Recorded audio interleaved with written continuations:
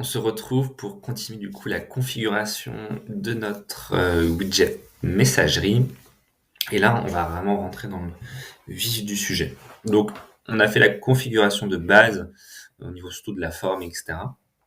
Et maintenant, on va aller dans réponse pour configurer un petit peu tout le flow à l'intérieur, les flux de travail de l'agent. Donc, ici, on vous demande deux choses, des horaires d'ouverture. Donc vous avez le choix entre dire ok, je suis toujours en ligne, ou vous pouvez aussi prévenir les gens en sélectionnant un emploi du temps. Et du coup, vous allez avoir un wording différent si c'est pendant les heures d'ouverture ou si c'est pendant les heures de fermeture. Donc, à quoi ça sert? Ça permet en fait de prévenir le client que s'il vous écrit hors des horaires d'ouverture, il va potentiellement avoir une réponse plutôt le lendemain, etc. Alors que s'il vous écrit pendant les horaires d'ouverture, vous pouvez lui dire que généralement, voilà, vous répondez en temps de temps en fonction de vos objectifs. Donc, c'est intéressant. Pour cela, en fait, il faut configurer en amont votre emploi du temps. Donc, on en profite maintenant pour le faire. Vous allez dans Objets et règles, et dans Règles de gestion, vous avez ici Emploi du temps.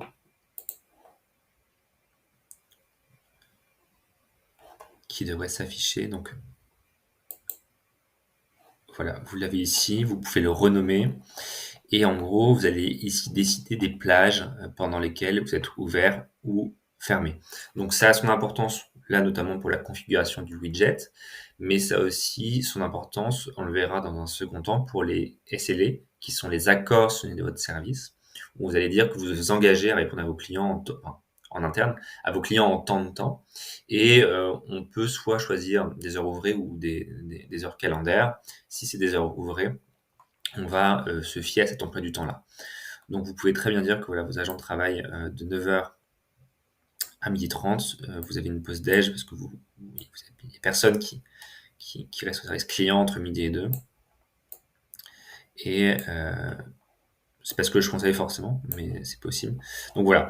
Donc faites ce que vous souhaitez en fonction de la manière dont vous êtes organisé. Vous pouvez aussi ajouter des jours chômés. C'est par exemple le cas quand il y a des jours fériés, ce qui permet de ne pas impacter euh, vos KPI si jamais aucun de vos agents n'est présent un jour férié, et de mettre automatiquement du coup le bon widget ou les bons SLA à ce moment-là. Donc j'enregistre, je retourne sur ma messagerie, hop, dans réponse. Donc je vais dire que je sélectionne mon emploi du temps. Donc là, ça a pris mes modifications en compte. Et du coup, ici, donc l'idée c'est de le traduire en français. Vous pouvez le faire facilement ou l'adapter à votre cas. Vous pouvez ensuite demander des détails au client. Donc ça n'a pas forcément d'intérêt de demander le nom. Donc vous pouvez plutôt mettre, par exemple, l'email. Et ensuite, une fois qu'il a donné son email, ça permet effectivement vous de faire le mapping en termes de fiche client. Et vous pouvez lui dire voilà, que vous le connectez avec quelqu'un en temps de temps, c'est l'idéal. Pour les connexions en dehors des heures d'ouverture, donc on le prévient. On peut lui dire quand on revient. Également, on peut juste simplement demander l'adresse email et un message de remerciement. Donc, ça, c'est la configuration, on va dire, de base si vous ne créez pas d'assistant. Donc, ce qu'on va faire, c'est simplement, on demande l'email. Si on est là, on le met en contact. Si on n'est pas là, on lui dit qu'on revient vers lui plus tard, mais qu'il peut toujours nous envoyer un message. Mais en fait, nous, on va aller plus loin et on va ajouter un assistant pour développer le self-service, c'est-à-dire que plutôt que de le mettre en contact systématiquement avec un agent, on va essayer de mieux comprendre sa demande, de mieux la qualifier et de le mettre en contact avec le bon agent et de lui proposer les bons articles du centre d'aide. Donc, je vais cliquer sur ajouter un assistant. Alors, je vais peut-être juste enregistrer avant.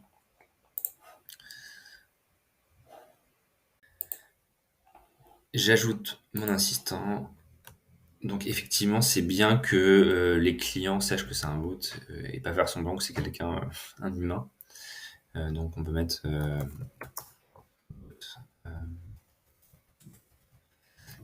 Zendesk. Donc moi j'ai une seule marque, donc je l'associe forcément à celle-ci. Et hop, c'est parti, je crée mon bot. Donc j'ai deux onglets. J'ai l'onglet réponse et j'ai l'onglet réponse standard. Le principe, c'est que vous allez pouvoir ajouter autant de réponses que vous le souhaitez. Et les réponses, ce sont des choses que vous allez pouvoir proposer au client en fonction de lui, en fonction de ses besoins, en fonction de ce qu'il nous écrit. Donc, je vais vous montrer juste à quoi ressemble une réponse. Donc, typiquement, je vais faire une réponse pour tout ce qui concerne les abonnements. Donc, typiquement, vos réponses peuvent reprendre un petit peu votre structure de qualification qu'on a vu dans le formulaire. C'est-à-dire que vous pouvez créer pour chaque niveau une réponse pour ensuite apporter la meilleure réponse possible au client et on va voir comment. Donc, s'il va me parler d'abonnement, il faut que j'entraîne mon bot à reconnaître les mots-clés. Donc, typiquement, je pense il peut me parler de créer un abonnement,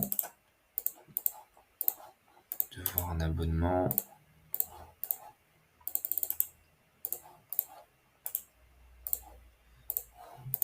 Hop. Donc on peut en mettre au moins 100, donc vous pouvez mettre autant que vous voulez. L'idée c'est que le bot puisse reconnaître l'objectif de votre client.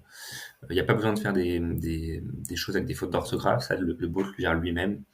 Mais nous voilà dans Flow Builder, c'est là qu'on va pouvoir paramétrer les réponses. Donc là en l'occurrence on a pris un exemple avec abonnement et on viendra juste après sur la manière pour les clients d'arriver sur la partie abonnement. Donc ça peut être des choix ou ça peut être une phrase qu'on a reconnue. Donc si j'ajoute une étape.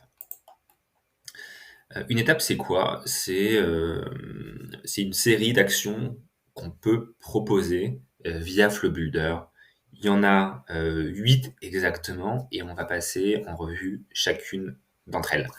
Donc la première c'est envoyer un message. Donc c'est simplement une option qui vous permet d'écrire du texte, enfin de permettre au bot d'écrire du texte, ce qui permet potentiellement de fluidifier un petit peu la conversation. Donc là, juste après que la personne ait cliqué sur abonnement, on lui dit simplement OK, c'est noté, qui permet voilà, de lui faire comprendre qu'on a bien pris en compte sa demande. Bien sûr, le wording, je vous laisse vous en occuper. Donc, une fois qu'on a fait ça, on peut ajouter aussi notre étape. Et nous, on veut avoir plus de détails sur ce que la personne recherche. Donc, éventuellement, on peut lui présenter des options. Donc, on peut ajouter par branche jusqu'à 6 options pour les clients. Donc là, typiquement, je vais reprendre les branches que j'ai ici. Hop. Pour lui demander ce qu'il veut faire avec son abonnement. Est-ce qu'il veut en créer un? Est-ce qu'il veut changer d'abonnement? Ou est-ce qu'il veut annuler son abonnement? Ça va me permettre en fait de lui proposer des solutions différentes en fonction de ses besoins. Donc imaginons qu'il veuille créer un abonnement. Donc c'est important pour nous et la manière de créer un abonnement, c'est uniquement de contacter le service client. Donc dans ce cas-là, on va le mettre en contact avec une personne du service client, mais juste avant, on va lui demander quelques détails sur, par exemple, le type d'abonnement auquel il veut souscrire. Donc ici, s'il sélectionne créer un abonnement, je vais pouvoir lui demander des détails. Donc Ah, et les détails, en fait, sont des informations, qui sont stockées via des champs de tickets qu'on a vus un peu à l'étape précédente. Donc, on peut simplement peut-être lui demander son adresse email pour créer l'abonnement, mais potentiellement, on pourrait aussi créer un champ personnalisé avec 3 types, d'abonnements et ce qui nous permettrait de savoir exactement le type d'abonnement qu'il souhaite créer. Donc moi, aujourd'hui, je vais juste lui demander son email et ensuite, je vais le transférer à un agent directement. J'ai déjà récupéré son email, donc je ne l'ai pas et je lui dis simplement, hem, un agent va venir vous aider. Merci. Donc voilà, encore une fois, je fais le minimum avec le wording. Donc voilà, donc s'il veut créer un abonnement, on lui demande qui il est, quel type d'abonnement il veut et on le met en contact avec un agent. S'il veut changer d'abonnement, il n'y a pas besoin de rentrer en contact avec, un agent, c'est une perte de temps. On va simplement du coup lui suggérer alors soit, par message en disant: «OK, pour changer d'abonnement, il faut ah». On peut lui expliquer en fait, de manière un peu succincte, la marche à suivre et éventuellement après ce qu'on peut lui faire aussi, c'est lui proposer un article du centre d'aide. Donc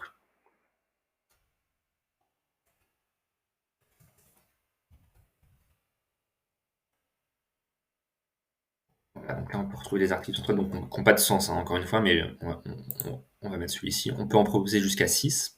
Donc pour en savoir plus.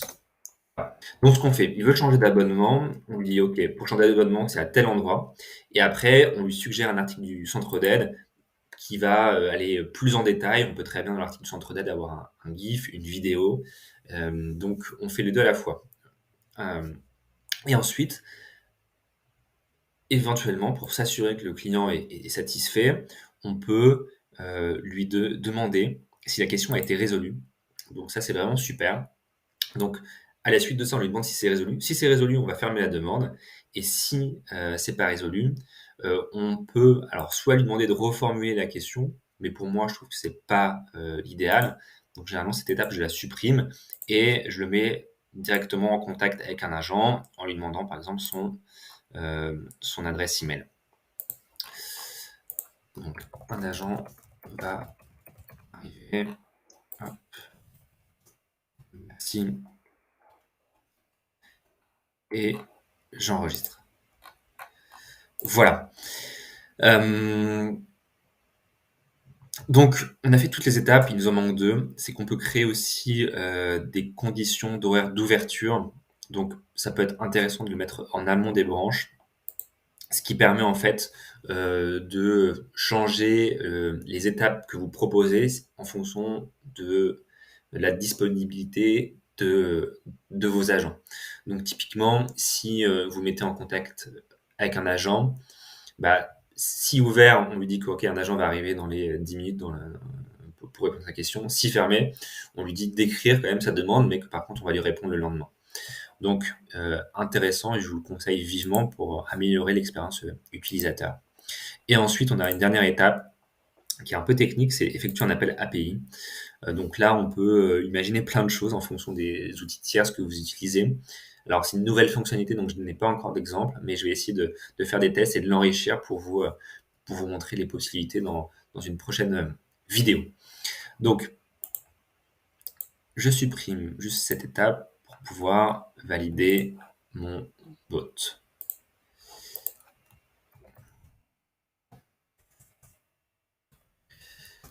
et votre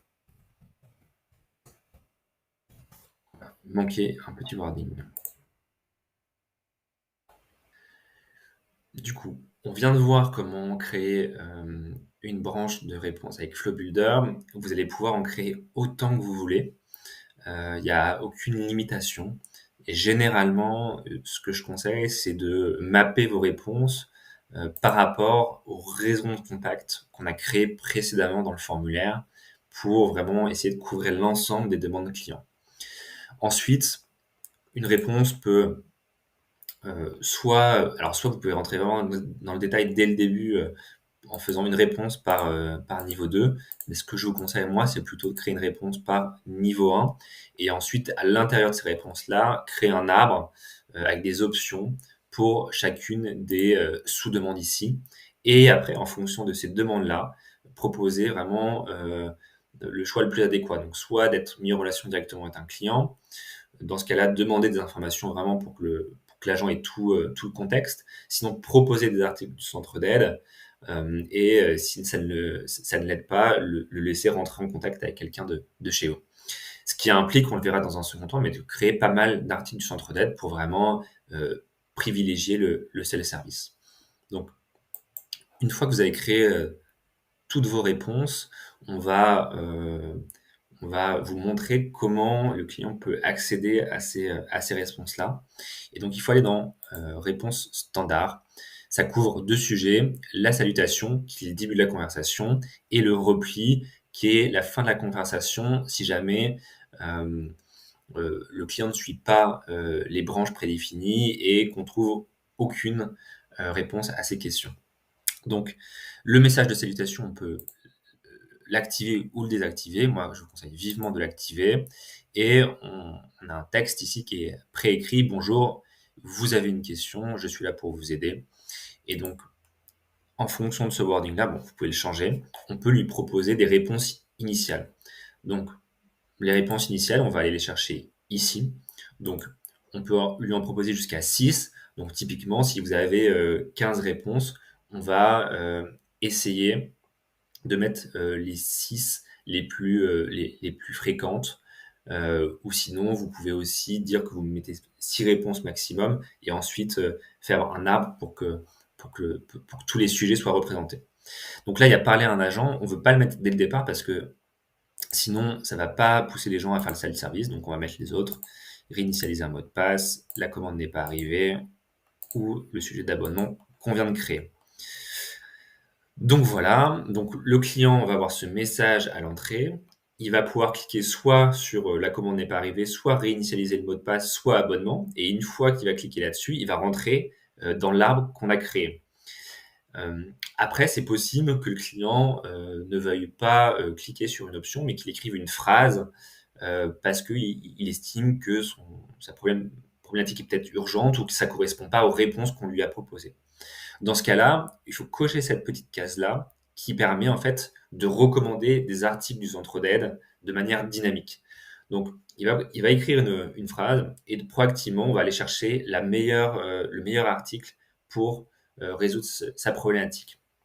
Ensuite, c'est possible qu'on ne comprenne pas son besoin ou qu'on n'ait pas d'article créé dans le centre d'aide pour l'aider. Et dans ce cas-là, on va lui envoyer un message. Je n'ai pas compris, essayez de reformuler votre question ou essayez l'une de ces réponses. Donc moi, ce que je conseille, c'est de changer ce wording. Si on lui demande à chaque fois de reformuler, ça peut être un peu énervant. Donc, on peut simplement dire « je n'ai pas compris », vous allez être mis en relation avec un agent et du coup, on va lui proposer la réponse « parler à un agent » qu'on aura créé précédemment. Donc, voilà pour les réponses standards. Vous pouvez aussi très bien ne proposer aucune réponse initiale ici, laisser le client écrire une phrase et de manière dynamique, lui apporter les réponses ou des articles du centre d'aide. Donc maintenant, je vais publier l'assistant.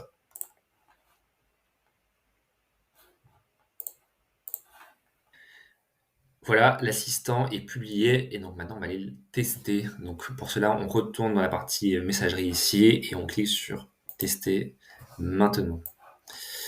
Hop, donc j'ouvre ça. J'ai le message qu'on vient de voir. Bonjour, vous avez une question, je suis là pour vous aider. Et on a les 3 réponses qu'on a suggérées. Donc, on va faire 2 cas. Là, je vais suivre l'arbre et on fera un deuxième cas où je ne suis pas l'arbre. Donc, en l'occurrence, moi, je me dis que j'ai un problème avec mon abonnement. Donc je clique sur abonnement et là, on va rentrer dans la réponse qu'on a configurée. Donc on retrouve le wording. OK, c'est noté. Quel est votre problème? Ici, je dis que je veux, par exemple, changer d'abonnement. Et du coup, euh, on a le message que j'avais créé rapidement, plus l'article du centre d'aide que j'ai poussé. Donc là, on est au max du self-service. Et ensuite, on nous demande si cet article a été utile ou non. Donc, non, j'ai encore besoin d'aide, par exemple, parce que je suis pas content. Et là, un agent arrivé, juste préalablement, je lui demande d'écrire le nom, le prénom, l'adresse email. Hop, merci. Et là, normalement, ça va faire ding ding dans Zendesk et un agent va venir l'aider. Donc voilà, ça c'est typiquement un workflow où la personne respecte le bot.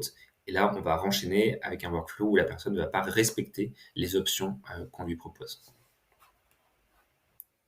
Alors, cette fois-ci, on va faire en sorte de ne pas respecter les options qui nous sont proposées. Pour autant, gardez en tête que c'est super que la personne puisse choisir une option parce que ça permet de rentrer dans des flows qui sont structurés, que vous avez pensé. À partir du moment où vous sortez un peu de ce cadre-là, alors il y a des solutions de repli, on va y revenir, mais c'est moins certain que si la personne suit l'arbre tel que vous l'avez construit. Donc pensez aux 6 options de réponse comme la porte d'entrée à toute votre flux de travail après. Donc imaginons que je pose une question lambda qui, qui sortent un peu du process normal. Donc là, automatiquement, Answerbot va quand même me proposer des articles du centre d'aide si, s'ils existent. Donc en l'occurrence, là, il y a un article qui existe.